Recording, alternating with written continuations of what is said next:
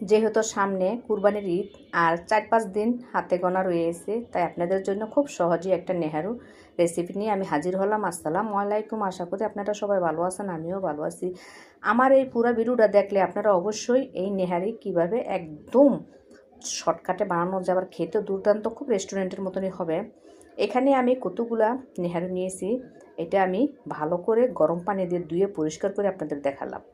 এখন যেটা করব, কতগুলা এখানে সরিষার তেল ব্যবহার করলাম, 7-8টা কাঁচামরিচ, 7-8টা পেঁয়াজ কুচি কুচি করে কেটে দিলাম, 2 টেবিল চামচের মতন আদা রসুন বাটা দিলাম, 1 টেবিল চামচ দিলাম ধনিয়ার গুঁড়া, 1 টেবিল চামচ দিলাম জিরার গুঁড়া এবং 1 টেবিল চামচ দিলাম আমি গরম মশলার গুঁড়াটা দিয়ে দিলাম। কতগুলা কাঁচামরিচ, স্বাদ মতন লবণ, এখানে 1.5 টেবিল চামচ আমি শুকনো মরিচের গুঁড়াটা দিয়েছি। এখন দিলাম 1 টেবিল চামচের মতন হলুদের গুঁড়া দিয়ে এখন আমি একটু পানি দিয়ে দিলাম। এখন দিয়ে দিলাম এলাচ, দারচিনি দিয়ে এখন আমি এটা ভালো করে কষাবো 20 মিনিট।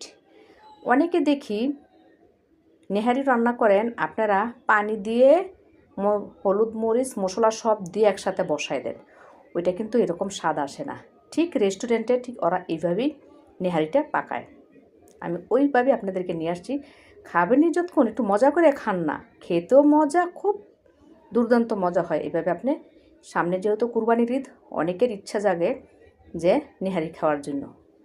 এখন কিন্তু ওদিকে আমার মশলাটা কষাচ্ছি, এদিকে আমি একটা যে পাতিলে দেবো সেই পাতিলে সেট করে নিচ্ছি। প্রত্যেকটা আমি সুন্দর করে দিয়ে পানি দিয়ে দিলাম। কতটুকু পরিমাণ পানি দিলাম অবশ্যই দেখতে পারছেন। এখন মশলাটা এমন অবস্থা হয়ে গেছে, একদম এত সুন্দর একটা স্মেল আসছে। ওই পানির মধ্যে আমি মশলাটা ঢেলে দিলাম। এদিকে কিন্তু আমি চুলা জ্বালিয়ে দিছি। এখন নাড়াচাড়া দিয়ে আমি ঢেকে দিব, বলক চলে আসছে। এখন নাড়াচাড়া দিয়ে আমি চুলার আঁচটা কমিয়ে দিব, কমিয়ে আমি এখানে বসিয়ে রাখবো। আমার এখানে 3 থেকে 2.5 থেকে 3 ঘন্টা সময় লাগবে। দেখুন এখন আমি আবারও নাড়াচাড়া দিয়ে ঢেকে দিব।